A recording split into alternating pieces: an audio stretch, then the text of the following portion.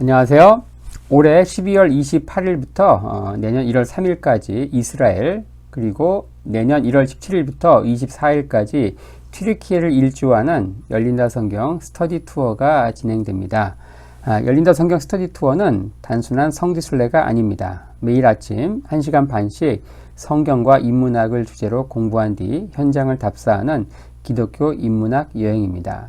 자세한 일정과 다녀오신 분들의 생생한 후기는 영상 하단의 링크를 참조하시기 바랍니다.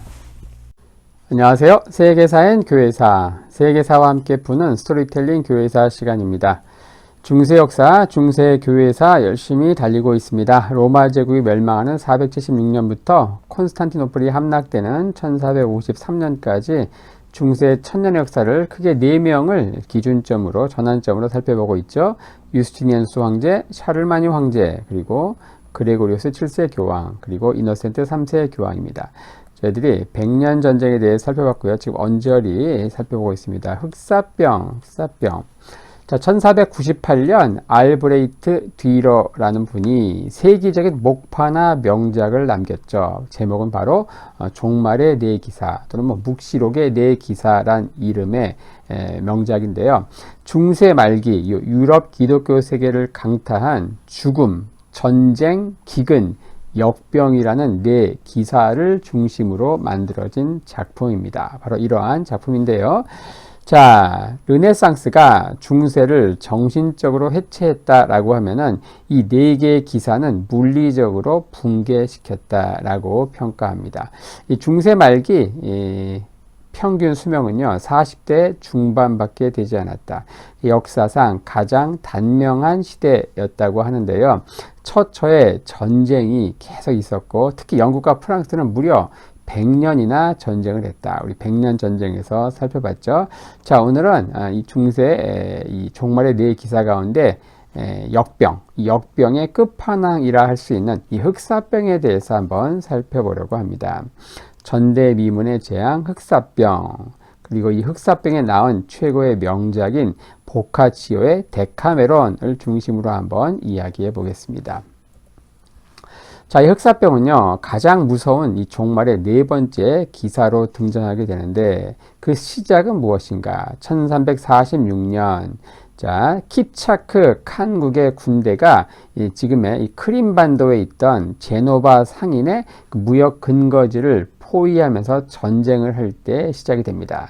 자, 몽골 진영에 역병이 창궐했는데, 이때 몽골은 그 역병에 걸린 시체를 투석기를 이용해서 성 안으로 쏘아 올렸어요. 그래서 역병이 이제 그 시내에 퍼지게 되는데, 제노바인들이 이제 고국으로 돌아가면서 유럽으로 퍼지게 된다. 1347년 콘스탄티노플을 시작으로 해서 키프로스, 시칠리아, 사르데냐, 마이오카 섬에 퍼지고요. 연말에는 마르세유, 베네치아 항구 도시도 덮치게 되죠. 그 이듬해인 1348년 1월에는 아비뇽, 그리고 4월에는 피렌체, 8월에는 영국, 11월에는 북유럽, 2년 후에는 러시아까지 퍼지게 된다. 이로 인해서 1억의 유럽 인구가 이 흑사병으로 인해서 2,500만이 죽게 되는, 그러니까 4분의 1이 사망하는 그런 엄청난 재앙이 닥치게 된다는 겁니다. 한 가족이 다 죽는 것은 물론이고 마을 전체가 몰살당하는 경우도 부지기수였다. 이 인구가 다시 회복되는데 무려 200년이 걸렸다고 하니까, 자, 과거 그 어떤 지진이나 홍수나 전쟁도 이 정도의 사상자를 낸 적은 없다고 하는데, 과연 이 알브레이트 뒤러가 요한계시록에 나오는 그 네 가지 그 재앙을 가지고 종말의 네 기사다, 이러한 그 목파나 명작을 남길 만한 모멘텀이 된 게 바로 이 흑사병이다. 이 흑사병은요, 이 시체를 덮은 검은 반점으로 인해서 흑사병 이렇게 불리게 되는데, 자, 유럽의 재앙 때마다 늘 희생양이 됐던 유대인들, 자, 이때도 여지없이 유대인이 우물에 독을 탔다, 이러한 그 가짜 뉴스가 퍼지면서 유럽 곳곳에서 수만 명의 유대인들이 학살을 당하게 됩니다. 자, 당시는 한마디로 죽음의 승리였다. 저승사자 군단이 유럽을 유린하는 것처럼 보였고, 그리고 그 실체가 무엇인지 아무도 몰랐다. 원인도 몰랐다. 재앙을 피한다면서 사람들은 더 군집했고요. 이로 인해 피해는 더 급증하게 되는데 무탈한 마을을 찾아서 이주하게 되는데 이런 이주와 방랑은 재앙을 더 급속도로 멀리 확대시키는 악순환을 초래했을 뿐이죠. 당시 그 미신적인 중세의학은 또 죽음을 더 재촉하게 되는데 이 흑사병이 더러운 피 때문이다 그래가지고 피를 자주 빼는 거예요. 그래서 오히려 과다출혈로 사망하는 경우도 많았다라고 합니다. 이 흑사병은요 1894년 그러니까 19세기 말입니다. 프랑스의 미생물학자인 루이 파스테르가 이 패스트균 퇴치법을 발견하기까지 이 수백 년간 인류 최대 난적 역할을 톡톡히 했는데요. 나중에 보니까 이게 쥐 벼룩을 매개로 해서 그 숙주는 뭐였는가? 십자군의 배를 타고 동방에서 온 라투스라고 불리는 집쥐였다는 겁니다. 당시는 이제 몽골 제국이 등장하면서 대여행의 시대가 열리죠. 도로의 발달과 상업 활동으로 인해서 당시까지만 해도 인류 역사상 최고로 인구의 이동이 많았던 상황이었다.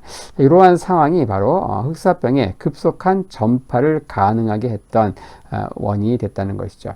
오늘날도 마찬가지예요. 중국 한 그 우한이라는 지역에서 발생했던 이 코로나 바이러스가 어때요?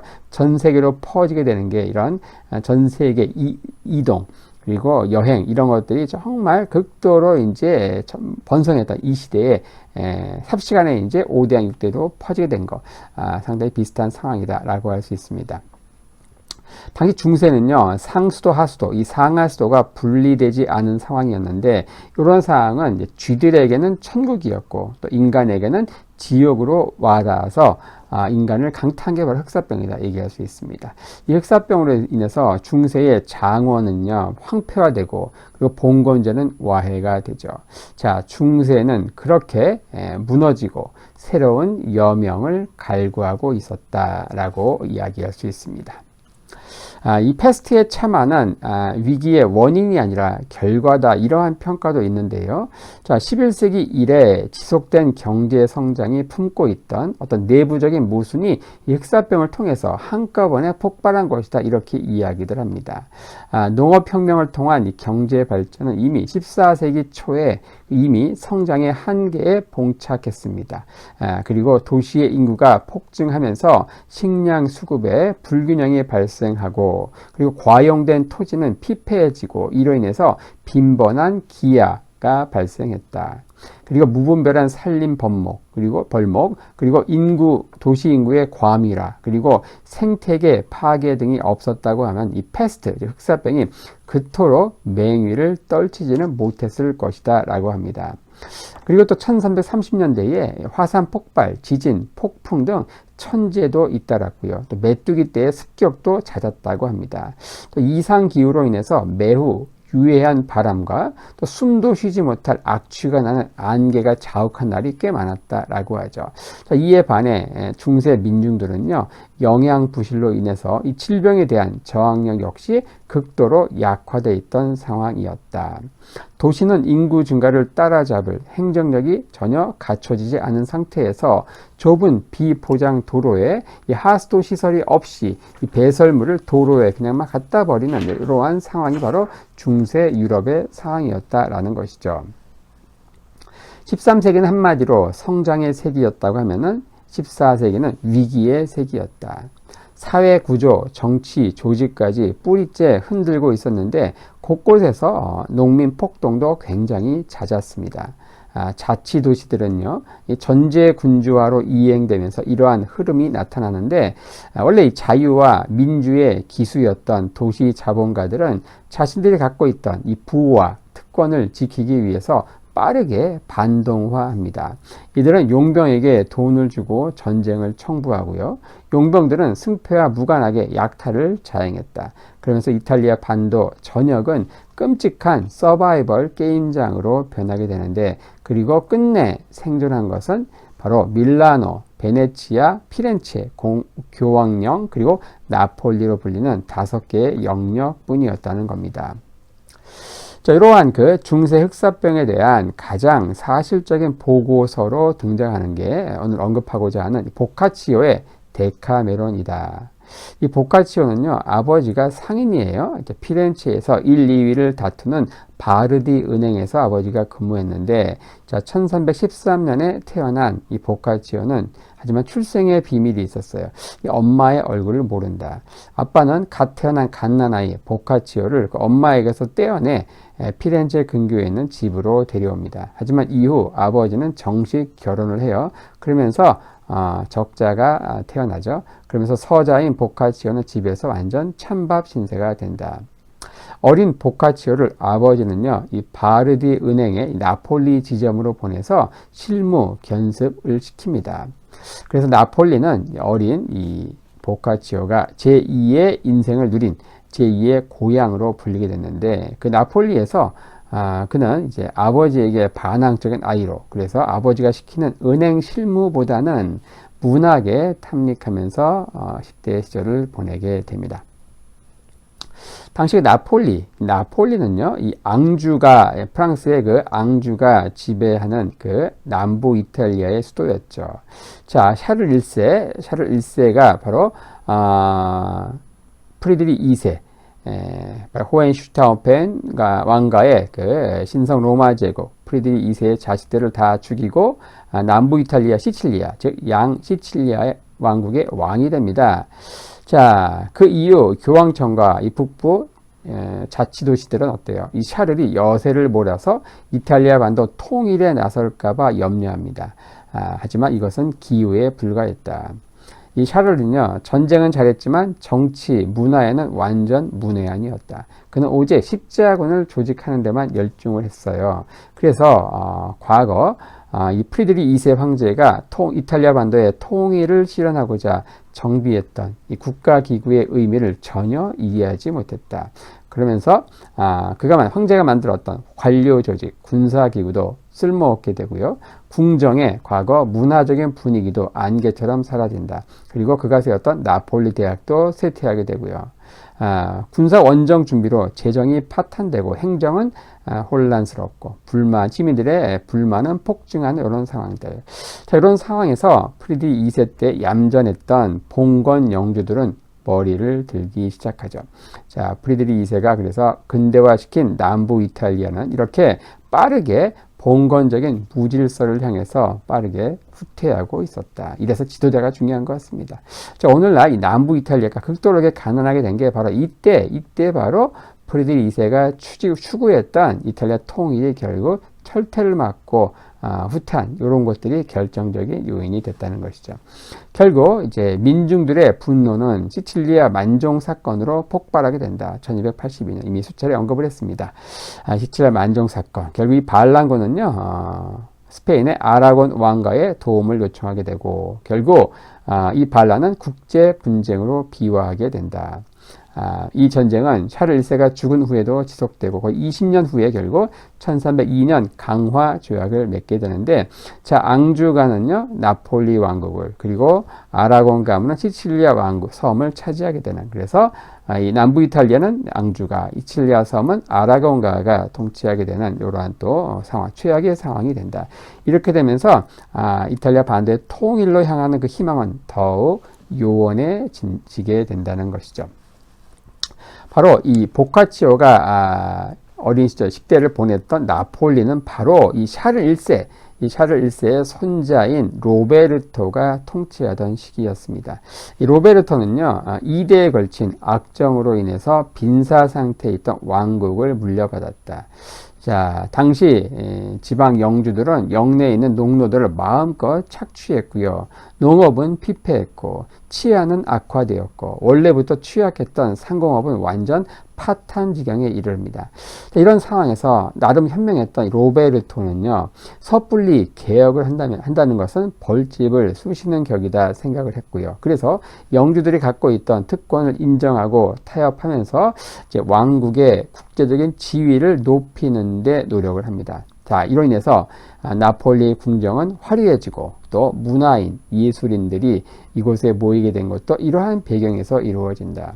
무역과 상거래가 번성을 하게 되고 특히 더러운 것은 회치를 해서라도 숨긴다는 정책이 성공하게 되죠. 궁정은 날마다 화려한 축제로 넘실거리고 밝고 경쾌한 향락 도시가 바로 이 나폴리였다. 이 청년 보카치오가 이 나폴리 분위기에 매료된 것은 전혀 무리가 아니었다는 것이죠.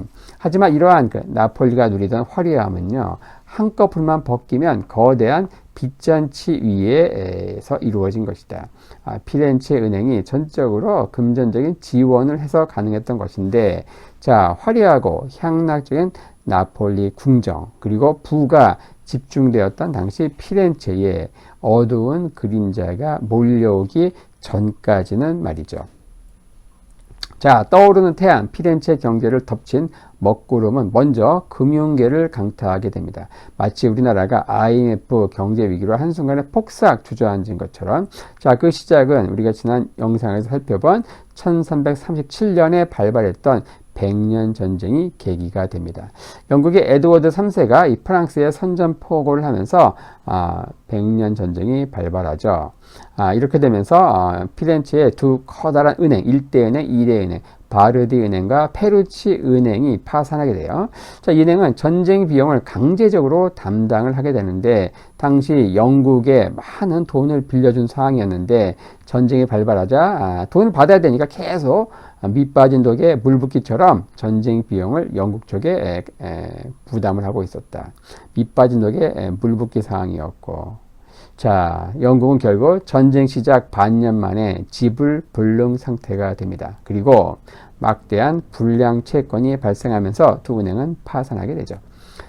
프랑스도 적국인 영국에 대해 자금 원조를 한 것을 좌시하지 않았습니다.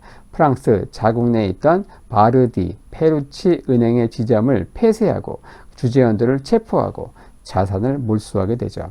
자, 이런 상황에서 바르디가는요, 정치적으로 이를 해결하고자 쿠데타를 계획해요. 하지만 이것이 실패하고 간부들은 국외로 망명을 하게 된다. 아버지, 보카치오의 아버지는 어때요? 이 바르디 은행에 근무하고 있었는데, 자, 그래서 아들에게 빨리 나폴리를 떠나서 고향 피렌체로 돌아오라고 명령을 했죠. 자, 피렌체로 돌아왔던 보카치오, 그 앞에 펼쳐진 피렌체의 상황은 어땠는가? 상상을 초월하는 지옥의 상황이었다. 흑사병, 페스트 참화가 때마침 덮친 거예요. 자, 보카치오, 바로 이 페스트, 이 흑사병의 재앙 속에서 새로운 작품 활동을 시작했는데, 그게 바로 세계 소설사에 빛나는 걸작으로 탄생하게 된 데카메론이라고 하죠. 피렌체의 젊은 남녀 10명이 이 흑사병, 페스트를 피해서 숲속의 별장으로 10일간 휴양을 가면서 스토리는 시작합니다. 이들은 무료함을 달래기 위해서 매일 한 개씩 이야기를 해요. 이렇게 10명이 10일간 들려주는 100가지 이야기 형식을 담고 있는 게 데카메론이죠. 자, 이곳에는요, 생명력 넘치는 사람들이 등장합니다. 지옥과 같은 그런 환경에서 이게 쓰였다고는 도저히 상상 못할 정도로, 그래서 이게 이 책을 읽는 독자들이 경탄을 금치 못하는 이유이기도 한다는 것이죠. 그 어떤 어두운 탄식이나 깊은 명상의 흔적은 전혀 없다. 오히려 작가의 쾌활한 웃음소리만 들린다는 겁니다. 오히려 뻔뻔스러울 만큼 강인하고 황당할 정도로 건강한 욕망, 그리고 삶의 의지가 일관되게 엿보인다는 겁니다. 이곳에는요, 악당 사기꾼인 차펠레트가 등장하는데, 그는 죽음이 임박하자 생애 최고의 사기를 쳐서 성자로 둔갑합니다. 또 넘치는 정력의 소유자 마제트는 귀머거리 행세로 수녀원에 잠입해 모든 수녀를 자신의 애인으로 만들기도 하죠. 자, 이 데카메론은 그래서 인간이란 생물의 강인함, 그리고 삶의 해악이 잔뜩 넘치는 그런 작품으로 평가된다는 것이죠. 자, 오늘은 인류 최대 전대미문의 재앙으로 불리는 당시 유럽 인구의 4분의 1의 생명을 앗아갔던 흑사병, 그 흑사병을 이제 모티브로 해서 쓰여졌던 보카치오의 그 데카메론에 대해서 좀 간략히 살펴보았습니다.